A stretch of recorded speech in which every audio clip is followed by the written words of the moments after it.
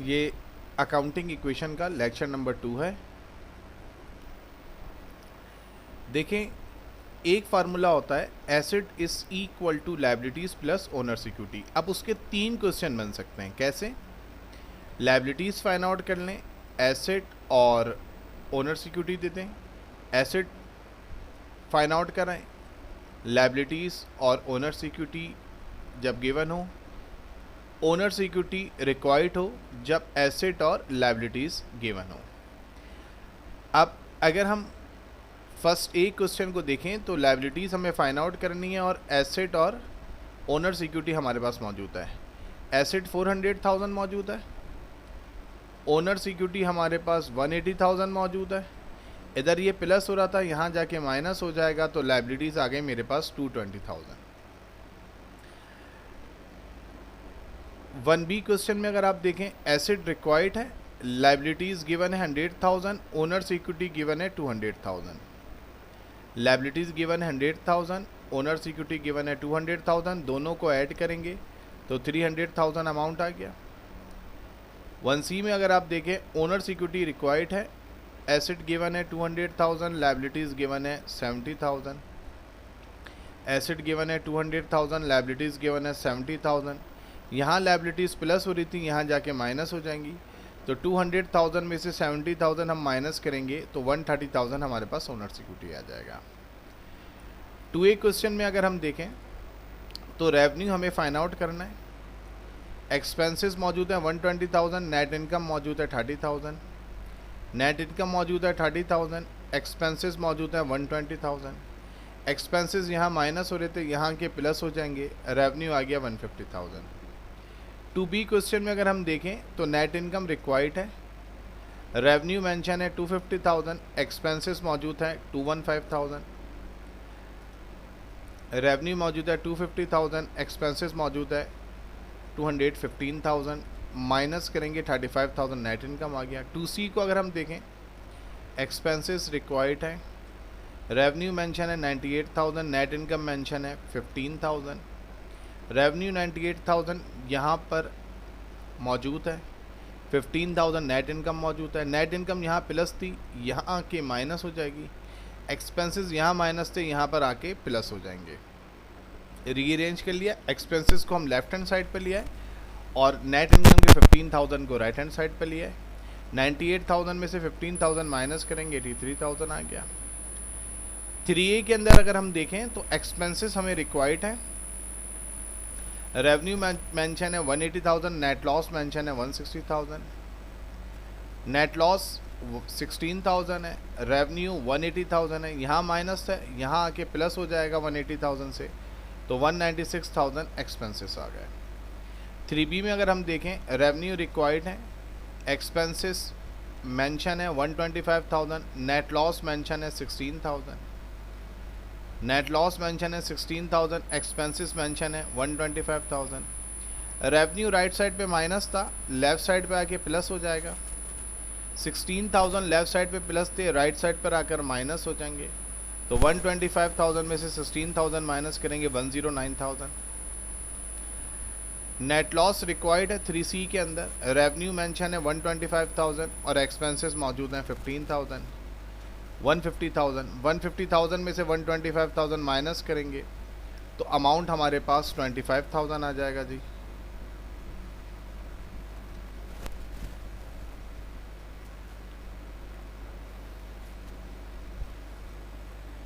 Question number 4 पर आते। Sales revenue required है, cost of goods sold mention है 210,000, ग्रॉस लॉस मेंशन है 10,000।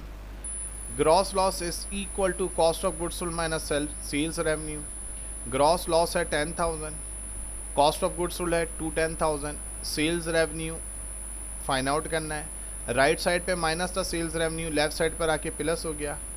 10,000 लेफ्ट साइड पे प्लस था, राइट साइड पर आके माइनस हो गया। 210,000 में से 10,000 माइनस करेंगे, 200,000 आ गया सेल्स रेवेन्यू।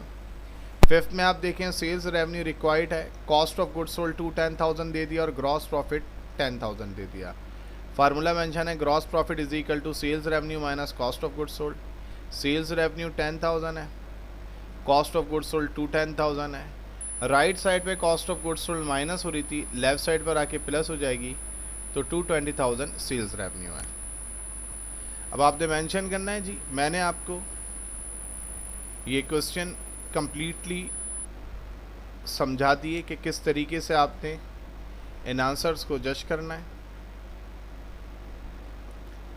अब मैं आपके साथ मूव करूंगा। ये 2023 का फेलियर का पेपर है। ओनर्स इक्विटी रिक्वायर्ड है, एसेट गिवन है, लायबिलिटीज़ गिवन है। ये आपके पास 1C के पैटर्न से सॉल्व हुआ हुआ है। जैसे 1C मैंने आपको समझाया ऊपर, ये बिल्कुल वही क्वेश्चन है, सिर्फ वैल्यूज डिफरेंस के साथ सॉल्व करना है। सेकंड पार्ट में आप देखें, नेट इनकम रिक्वायर्ड है, रेवेन्यू और एक्सपेंसेस मेंशन है, तो ये 2B के पैटर्न से सॉल्व होगा। थर्ड पार्ट में एक्सपेंसेस रिक्वायर्ड है, रेवेन्यू और नेट इनकम मेंशन है, तो ये 2C के पैटर्न से सॉल्व होगा। फोर्थ पार्ट में रेवेन्यू रिक्वायर्ड है, एक्सपेंसेस और नेट लॉस मेंशन है, तो ये 3B के स्टाइल से सॉल्व होगा। 2022 में जो फर्स्ट पार्ट है, ओनर्स इक्विटी रिक्वायर्ड है, एसेट और लायबिलिटीज़ गिवन है, तो ये 1C के स्टाइल से सॉल्व होगा, जैसे मैंने 1C समझाया। सेकंड पार्ट में रेवेन्यू मेंशन है, एक्सपेंसेस, रेवेन्यू रिक्वायर्ड है, एक्सपेंसेस और नेट इनकम मौजूद हैं जी, तो ये 2A जो मैंने ऊपर समझाया बिल्कुल उसी स्टेप से काम होगा, सिर्फ वैल्यूज़ में चेंज है। थर्ड पार्ट देखें इसका, एक्सपेंसेस रिक्वायर्ड हैं, रेवेन्यू और नेट लॉस मेंशन है, तो ये 3A जो मैंने ऊपर समझाया उस तरीके से सॉल्व होगा। 2019 पर आते हैं। पहले पार्ट में आपसे लायबिलिटीज़ रिक्वायर्ड हैं, एसेट और कैपिटल दे दिया, तो ये 1A की वर्किंग से सॉल्व होगा। ये जहन में रखिएगा, अगर ओनर्स इक्विटी का वर्ड होगा तो इक्वेशन बनेगी asset is equal to liabilities plus owners equity, और कैपिटल मेंशन होगा तो ओनर्स इक्विटी की जगह कैपिटल आ जाएगा। सेकंड पार्ट में देखें, कैपिटल रिक्वायर्ड है, एसेट और लायबिलिटी, कैपिटल एसेट और लायबिलिटीज़ गिवन है, तो ये 1C की वर्किंग है। थर्ड पार्ट में देखें, एक्सपेंसेस रिक्वायर्ड है, रेवेन्यू और नेट इनकम दे दिया, तो ये 2C की वर्किंग है जी। जिस तरीके से मैंने 2C के स्टेप समझाए उसी तरीके से ये सॉल्व होगा। फोर्थ में आ जाए, रेवेन्यू रिक्वायर्ड है, एक्सपेंसेस और नेट लॉस दे दिया, ये 3B की वर्किंग है। जिस तरीके से 3B मैंने समझाया बिल्कुल वही क्वेश्चन है, सिर्फ वैल्यूज़ में चेंज है। 2018 के क्वेश्चन में देखें जी, लायबिलिटीज़ रिक्वायर्ड हैं, एसेट और ओनर्स इक्विटी आपको दे दी, तो ये 1A की वर्किंग से सॉल्व होगा। सेकंड पार्ट में ओनर्स इक्विटी रिक्वायर्ड है, एसेट और लायबिलिटीज़ दे दी, तो ये 1A की वर्किंग से सॉल्व होगा। थर्ड पार्ट में आप देखें, एक्सपेंसेस रिक्वायर्ड है, रेवेन्यू और नेट लॉस दे दिया, तो ये 3A की वर्किंग से सॉल्व होगा। 2015 के पार्ट 1 में देखें आप, लायबिलिटीज़ रिक्वायर्ड हैं, एसेट और ओनर्स इक्विटी दे दिया, तो ये 1A की वर्किंग से सॉल्व होगा। सेकंड पार्ट में आप देखें, एसेट रिक्वायर्ड हैं, लायबिलिटीज़ और ओनर्स इक्विटी दे दिया, तो ये 1B की वर्किंग से सॉल्व होगा। थर्ड पार्ट में आप देखें, ओनर्स इक्विटी रिक्वायर्ड है, एसेट और लायबिलिटीज़ दे दी, तो ये 1C की वर्किंग से सॉल्व होगा। सारे स्टेप आप बिल्कुल वीडियो के इनिशियल में मैंने समझाए हुए, आप उसको आराम से देखें। फोर्थ पार्ट देखें, 2015 का, रेवेन्यू रिक्वायर्ड है, एक्सपेंसेस और नेट इनकम दे दी, तो ये 2A की वर्किंग है जी। फिफ्थ पार्ट में देखें, एक्सपेंसेस रिक्वायर्ड है, रेवेन्यू और नेट लॉस दे दिया, तो ये 3A की वर्किंग है जी। सिक्स पार्ट में आ जाएं जी, सेल्स रेवेन्यू रिक्वायर्ड है, कॉस्ट ऑफ गुड्स सोल्ड और ग्रॉस लॉस दे दिया, तो ये स्टेप नंबर 4 जो मैंने ऊपर सॉल्व कराया है उसकी वर्किंग से सॉल्व होगा। 2008 पर आ जाएं जी, एसेट रिक्वायर्ड है, लायबिलिटीज़ और ओनर्स इक्विटी दे दी, ये 1B की वर्किंग है। सेकंड पार्ट में देखें, ओनर्स इक्विटी रिक्वायर्ड है, एसेट और लायबिलिटीज़ दे दी, ये 1C की वर्किंग है जी। थर्ड पार्ट में देखें, लायबिलिटीज़ रिक्वायर्ड है, एसेट और ओनर्स इक्विटी दे दिया, ये 1A की वर्किंग है जी। 2002 प्राइवेट,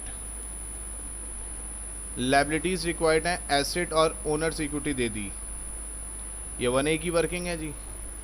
सेकंड पार्ट देखें इसका, एसेट रिक्वायर्ड हैं, लाइबिलिटीज़ और ओनर्स इक्विटी दे दी, ये 1B की वर्किंग से सॉल्व होगा, ऊपर मैंने पूरे स्टेप समझाए हुए। थर्ड पार्ट में आप देखें, ओनर्स इक्विटी रिक्वायर्ड है, एसेट और लाइबिलिटीज़ दे दी, ये 1C की वर्किंग से सॉल्व होगा जी। फोर्थ पार्ट में देखें, रेवेन्यू रिक्वायर्ड है, एसेट और एक्सपेंसेस और नेट इनकम दे दी, तो ये 2A की वर्किंग से सॉल्व होगा। फिफ्थ पार्ट में आ जाएं जी, एक्सपेंसेस रिक्वायर्ड हैं, रेवेन्यू और नेट लॉस दे दिया, तो ये 3A की वर्किंग से सॉल्व होगा।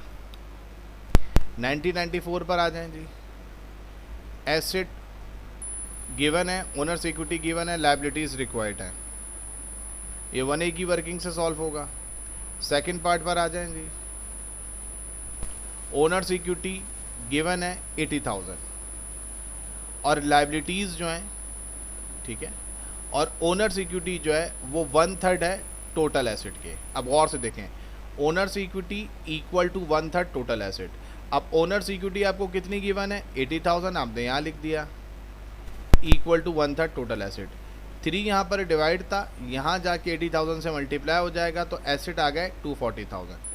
अब एसेट आपके पास आ गए, ओनर्स इक्विटी आपको पहले से पता थी, लाइबिलिटीज़ निकालनी है, तो ये वाला जो स्टेप है, ये स्टेप नंबर 1A जो मैंने ऊपर समझाया। एसेट आ गए 240,000, ओनर्स इक्विटी आ गई 80,000, इधर ओनर्स इक्विटी प्लस था, यहाँ जाके माइनस हो जाएगा, तो 160,000 लाइबिलिटीज़ आ गई।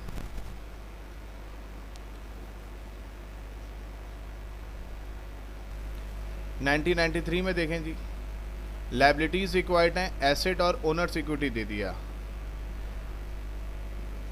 तो ये 1A की वर्किंग है। सेकंड पार्ट देखें, एसेट रिक्वायर्ड है, लाइबिलिटीज़ और ओनर्स इक्विटी दे दिया, ये 1B की वर्किंग है जी।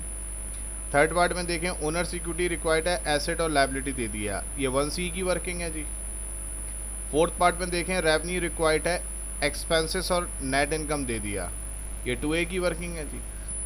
फिफ्थ पार्ट में देखें, एक्सपेंसेस रिक्वायर्ड है, रेवेन्यू और नेट लॉस दे दिया, ये 3A की वर्किंग है जी। अब ये थोड़े से रूटीन से हटके और थोड़े से डिफ़िकल्ट क्वेश्चन है, इन पे थोड़ा ज़रा तवज्जो रखिएगा। 2022 का क्वेश्चन है जी, जनवरी 1, 2021 एसेट और कैपिटल मेंशन है जी, ठीक है, एसेट और कैपिटल मेंशन है।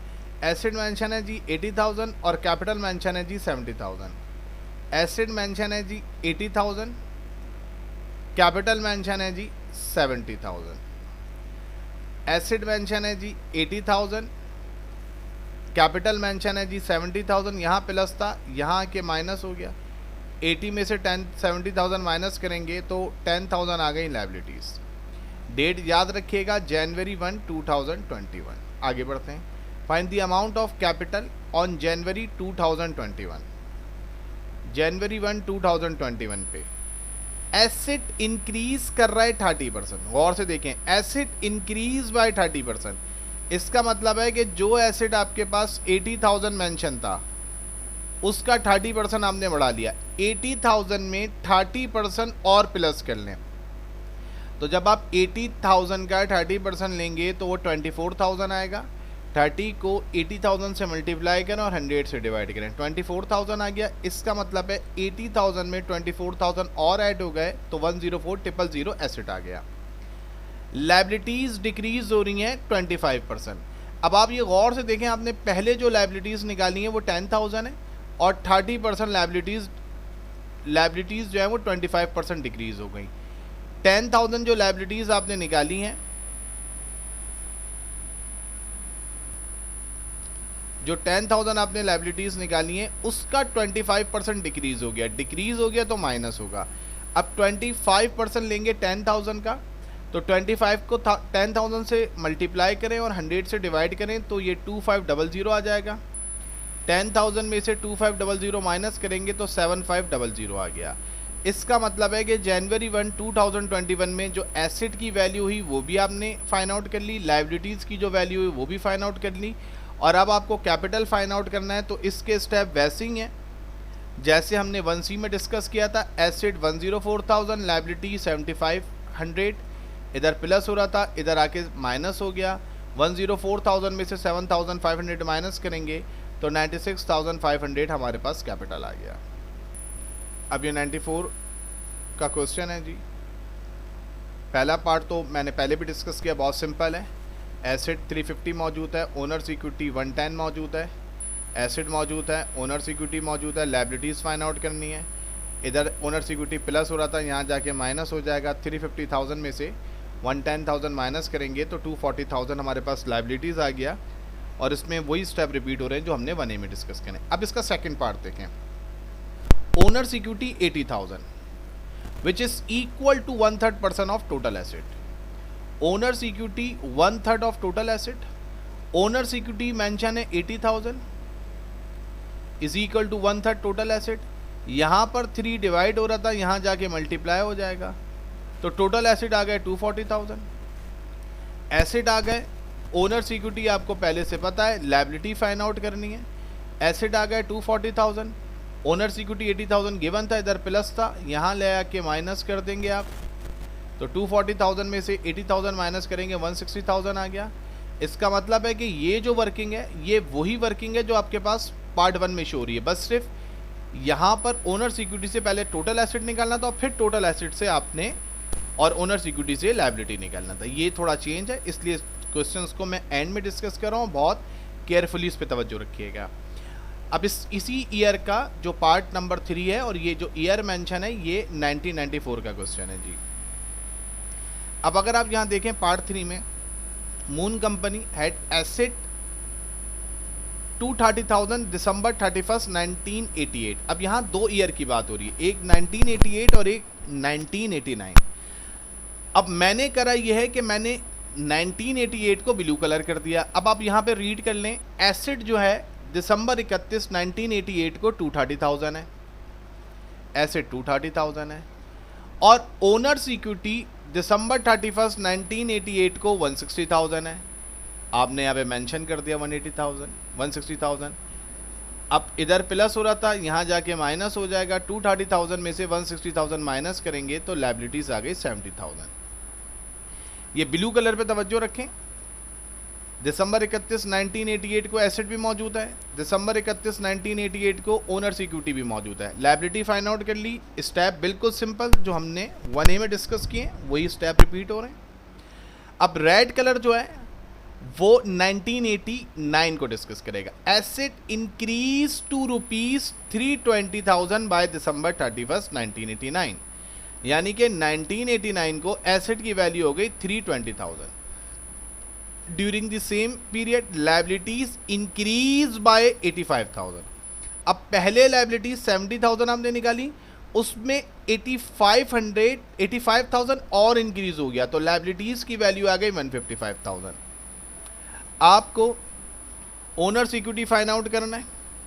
दिसंबर 31, 1989 को एसेट आपको गिवन है, लायबिलिटीज आपने कैलकुलेट कर ली। एसेट की वैल्यू आपने रखी 320,000, लायबिलिटीज की वैल्यू रखी 155,000। इधर प्लस था, यहाँ के माइनस हो गया। 320,000 में से 155,000 माइनस करेंगे तो 165,000 ओनर्स इक्विटी आ गई। ये देखें जी, ये 1990 का क्वेश्चन है। अब ये देखें जी, मैंने जितने एसेट हैं उन सबको रेड कलर कर दिया। अकाउंट रिसीवेबल मुझे पता नहीं है जी, ठीक है, तो अकाउंट रिसीवेबल को मैंने अननोन कर दिया। कैश मौजूद है, office supplies, building, price bond, furniture और प्रीपेड इंश्योरेंस। अब आप ये देखें, building, cash, furniture, price bond, office supplies और प्रीपेड इंश्योरेंस, ये 6 एसेट मुझे पता है। अकाउंट रिसीवेबल नहीं पता, लेकिन टोटल एसेट भी मुझे पता है। तो आप कहेंगे अकाउंट रिसीवेबल में बिल्डिंग ऐड करें, कैश ऐड करें, फर्नीचर ऐड करें, प्राइस बॉन्ड ऐड करें, ऑफिस सप्लाईज ऐड करें और प्रीपेड इंश्योरेंस ऐड करें तो टोटल एसेट आ जाएंगे। अब मुझे सारी वैल्यूज़ पता है, अकाउंट रिसीवेबल नहीं पता, तो मैंने क्या करा, इन सारी वैल्यूज़ को ऐड करा विदाउट अकाउंट रिसीवेबल, तो उसका अमाउंट आ गया 81,630 और टोटल एसेट मेरे पास थे 91,630। इसका मतलब है ये जो इधर प्लस हो रहा है इसको मैं यहाँ ले आके माइनस करूँगा। 91,630 में से 81,630 माइनस करूँगा तो अकाउंट रिसीवेबल मेरे पास आ गया 10,000। ये जो ग्रीन कलर मैंने करा है ये लाइबिलिटीज़ है, अकाउंट्स पेबल और बैंक लोन पेबल दो लाइबिलिटीज़ हैं, दोनों को मैंने ऐड करा तो मेरे पास लाइबिलिटीज़ आ जाएंगी जी। अब मेरे पास टोटल एसेट मेंशन था जी, चेक करिएगा, टोटल एसेट मेंशन था 91,630। टोटल लाइबिलिटीज़ मैंने फाइंड आउट कर ली 21,830। यहाँ ये प्लस हो रहा था, वहाँ जाके माइनस हो जाएगा। तो 91,630 में से जब मैं 21,830 माइनस करूँगा तो 69,800 मेरे पास ओनर सिक्योरिटी आ जाएगी। और जब आप एसेट और लाइबिलिटी की मदद से ओनर सिक्योरिटी निकालते हैं तो ये बात हमने शुरू में 1C के अंदर डिस्कस करी थी। यहाँ तक बेसिक अकाउंटिंग इक्वेशन के 93 से लेके 2003 तक के जितने बेसिक क्वेश्चन थे वो मैंने डिस्कस कर लिए। अब ये 3 और मिसिंग फिगर के क्वेश्चन हैं जिनको मैं यहीं डिस्कस कर रहा हूँ, गौर से देखिएगा जी। अब यहाँ आप देखें, सितंबर में कैश रिसीव हुआ है, कैश पेमेंट हुई है और सितंबर के एंड में जो कैश है वो मौजूद है। आपसे बोला है अगस्त 31 का कैश बैलेंस निकालें। अब ये जहन में रखिएगा कि जो ओपनिंग बैलेंस होगा उसमें कैश रिसीव ऐड करेंगे, कैश पेमेंट माइनस करेंगे तो कैश एंड आ जाएगा। सिंपल सी बात है। आप कहेंगे सर कैश एंड कैसे आता है?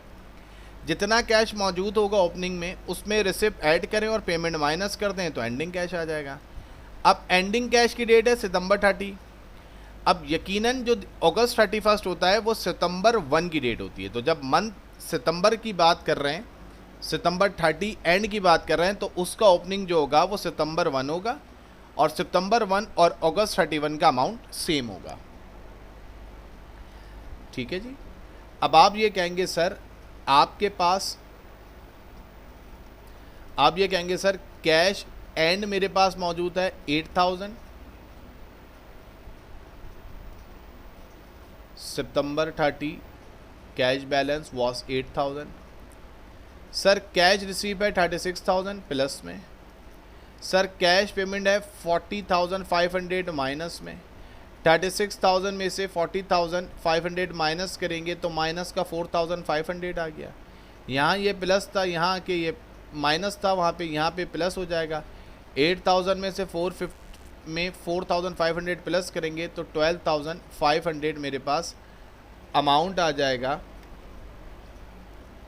कैश अगस्त 31 का। ये जहन में रखिएगा। सितंबर 30 एंडिंग बैलेंस होगा और उसका ओपनिंग की डेट होगी सितंबर 1 या अगस्त 31। 2002 रेगुलर का 1C जो है उसमें कहता है कि ओनर का कैपिटल बैलेंस मई 31 को 230 है और जून 30 को 296 है। वही मंथ वाला इशू, पहले आराम से समझिए।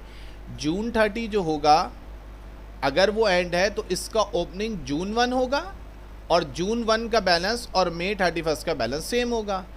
ठीक है जी। तो मैंने कैपिटल एंड का फार्मूला लिखा, कैपिटल ओपनिंग जो थी उसमें जो नेट इनकम हुई वो प्लस कर लें और ड्राइंग माइनस कर लें। अब आप गौर से देखिएगा, कैपिटल का बैलेंस मई 31 को 23,000 है, वो मैंने यहाँ रख दिया। मेरे पास नेट इनकम जो थी वो 72,000 थी, नेट इनकम मैंने 72,000 रख दी। ड्राइंग विड्रॉल यानी कि ड्राइंग मुझे फाइंड आउट करनी थी वो मैंने एज इट इज रख दिया। कैपिटल एंड का बैलेंस मई 31 को 230 था, ये ओपनिंग हो गया क्योंकि मई 31 जून 1 का बैलेंस होता है।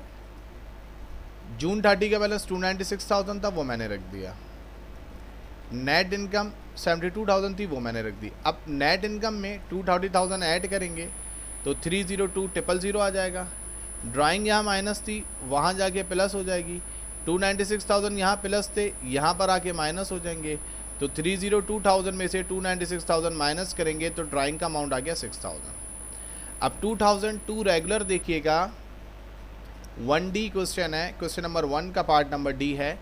एंडिंग बैलेंस ओनर्स इक्विटी का 42,000, owners contribute investment 12,000, withdraw means drawing 8,000, firm had net income 16,000, owners equity beginning पे क्या होगी, फार्मूला नोट कीजिएगा, owners equity end is equal to owners equity opening plus investment plus net income minus drawing. अब आप गौर से देखें, ending balance owners equity का 42,000 था, आपने रख दिया। ओनर्स इक्विटी का बिगनिंग फाइंड आउट करना है, आपने उसको अननोन रखा। ओनर कॉन्ट्रीब्यूटेड 12,000 यानी कि इन्वेस्टमेंट 12,000 थी, आपने वैल्यू रख दी। 16,000 नेट इनकम थी, आपने वैल्यू रख दी। विड्रॉ 8,000 यानी कि ड्राइंग 8,000 था, आपने वैल्यू रख दी। ड्राइंग माइनस होगी, नेट इनकम प्लस होगी, इन्वेस्टमेंट प्लस होगी। अब मैं 12,000 में 16,000 प्लस करूंगा 28,000, 8,000 माइनस करूंगा तो 20,000 आ जाएगा। इधर प्लस था, यहाँ जाके माइनस हो जाएगा। 42,000 में से 20,000 माइनस करूंगा तो मेरे पास अमाउंट 22,000 आ गया। तो इट मीन्स ऑप्शन नंबर 2 जो है वो करेक्ट है।